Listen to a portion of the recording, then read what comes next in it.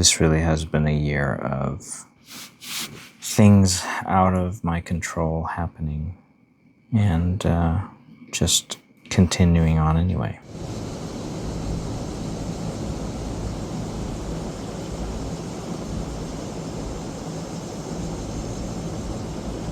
Well,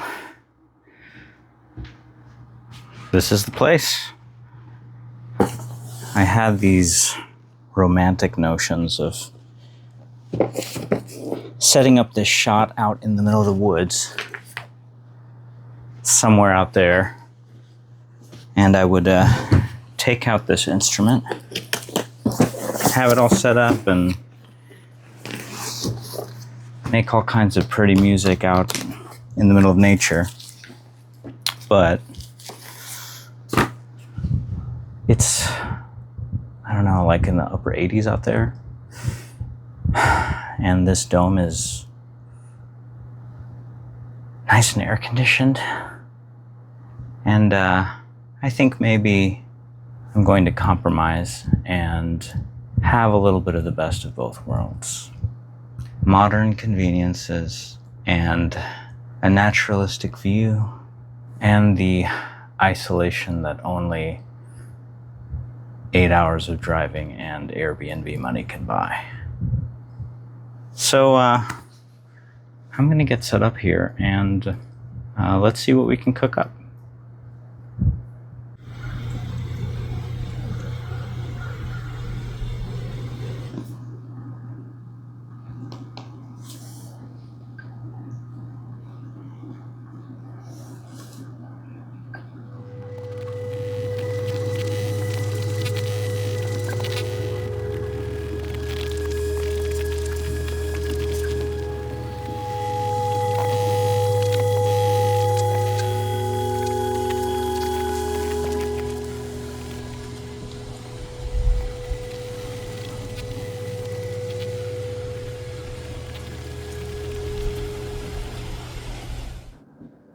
I've only been doing this for about an hour and a half, and it feels like it's been longer. I guess that's a good thing. It's not easy to find focused time and to be forced to really grapple with something and work on it.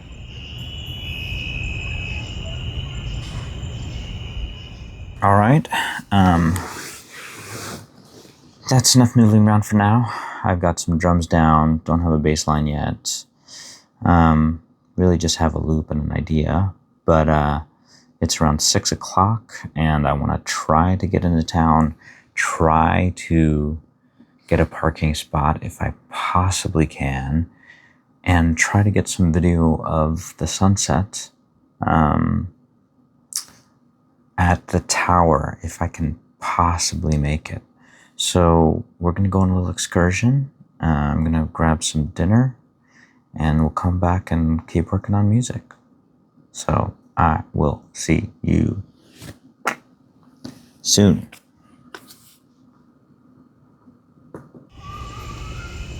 The tower was pretty cool. Walking up those steps was cool.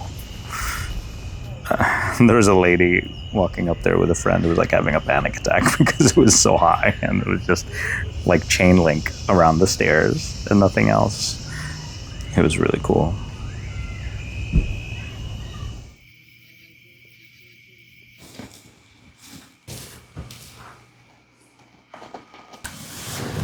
All right, I'm back. Yeah, I guess I haven't really talked about why I'm on this trip by myself. Ray came down with a case of COVID, and instead of not doing anything with our non-refundable Airbnb, I just paid Ray back her half of the booking and decided to make a solo trip to have a little solitude out in the woods. I haven't done a solo trip in a very long time, and even though this probably would be a lot more fun with Ray here, it's been good to just be with me, spend time with me. Yeah, this instrument's so complicated, and I haven't even quantized anything. I know the timing's off and everything. I'll probably have to redo it. but I at least have some ideas down, and I think the most important thing is that I'm learning how to use it. It's 1 a.m. and I fell asleep for a couple of hours. I think it is time to go to sleep. So I'm going to do that.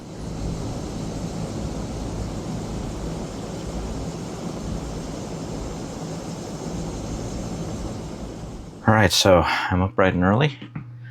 I'm going to go to town, hopefully get some parking that isn't $8 an hour. There's a parking garage that's supposedly only $1 an hour that fills up real quick. So I think I'm early enough. I think it's around 7 o'clock right now. I should be able to get in, get a spot. I'm going to bring the camera and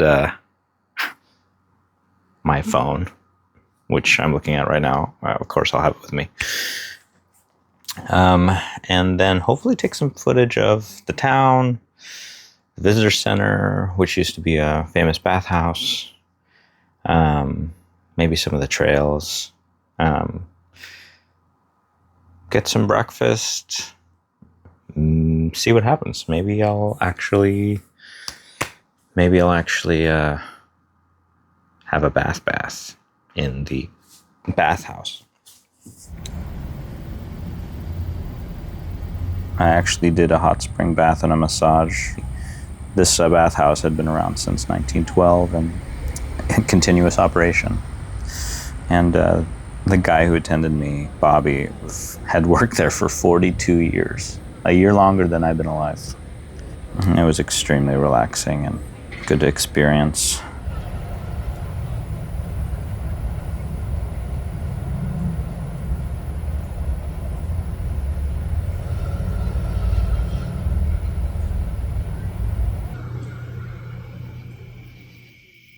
It is wild how much work I did on a 4-measure loop.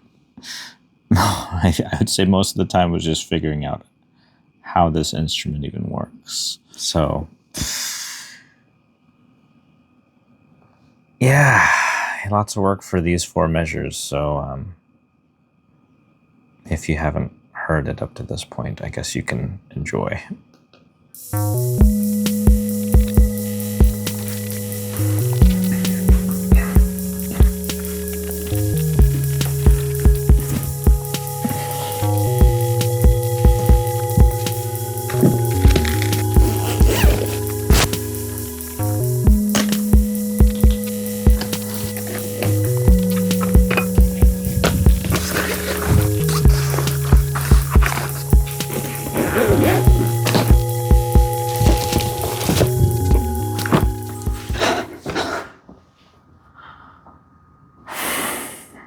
So I didn't sleep well last night.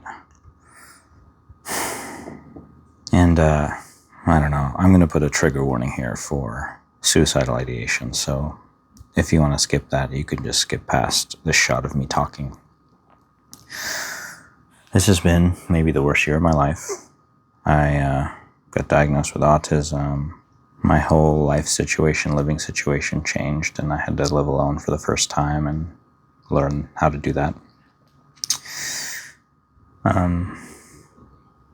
Got a concussion, went to the ER for that. A few weeks later, had an episode of supraventricular tachycardia. My heart rate went up to 215. It was like that for like 2 hours, so I went to the ER for that. And yeah, my sleep's been affected, and I also, really for the first time in my life, in a period of autistic burnout. Not long after I got diagnosed, I started really seriously having thoughts of wanting to die. Apparently it's pretty common in autistic burnout to fantasize about non-existence, but this was different. Like I really started thinking about how. And I think part of what saved me, or what's saving me, is that I'm in my hyperfixation on it in my research about it. I don't know. I'm very picky about how I want to go, and I didn't want to do it in a messy way and in a painful way. So I started researching lots of peaceful ways to go and the medications that you would require for that, and found a lot of stuff that you can only get in like Mexico or Europe or places like that, and specific countries where the right to die is pretty enshrined. But really, there are certain, even still, impediments to dying peacefully. Anyway, it wasn't practical, and I guess being very particular about how I want to go is something that's helping. But also, when I had my concussion and I didn't exist for a little while, I realized that non-existence is overrated. I would rather be here than not here. So it's hard. It's hard when you have a rough night and you don't really sleep. And you say you want to die, but you also want to live. And you read these statistics, research. There's this article that was published by the NIH last year in April that talked about the alarmingly high rates of autistic people regarding both suicidal ideation and suicide attempts. And autistic adults are 42% of autistic adults report suicidal ideation. And you know, suicide tends, I don't know, I feel like it's one of those things that is pretty sensitive and tends to be underreported. People like to maybe not talk about it unless they have rapport with somebody who asks them. So in a lot of cases, it isn't reported. So you can imagine that percentage to be higher. But still, 42% is a lot. And then for autistic adults who were diagnosed as adults, like me, diagnosed at 40 years old, we have a rate of 60%. 60% of us report having suicidal ideation. So you can imagine that number being higher if you include those who don't report. But let's just stick to that number, not even something inflated or, just the straight number of 60%. You toss a coin up in the air, or even flip it, rather, flipping is better. More times than not, you're going to flip on the side that is an autistic adult who is diagnosed as an adult who has experienced suicidal ideation. And for a brief moment when I read that, I thought, even more so than after I had my heart episode, that I have a limited shelf life. But that's not where my thoughts stayed. What I realized after reading that is that more than anyone else, more than anything else, I need to care about me the most. I need to prioritize myself. I need to look out for myself. I need to take care of myself and protect myself, not just my energy or my time, but my emotions, my emotional well-being. I must protect. So what does that mean? I think that means if people are making demands of me or are making me uncomfortable, I have to be straight up and do what I gotta do to get out of that situation. And on the positive end, I need to continue to do the things that make me happy. I realized on this trip that I really miss my friends and my community. It would have been more fun if Ray was here and didn't have COVID. But I'll see her soon, and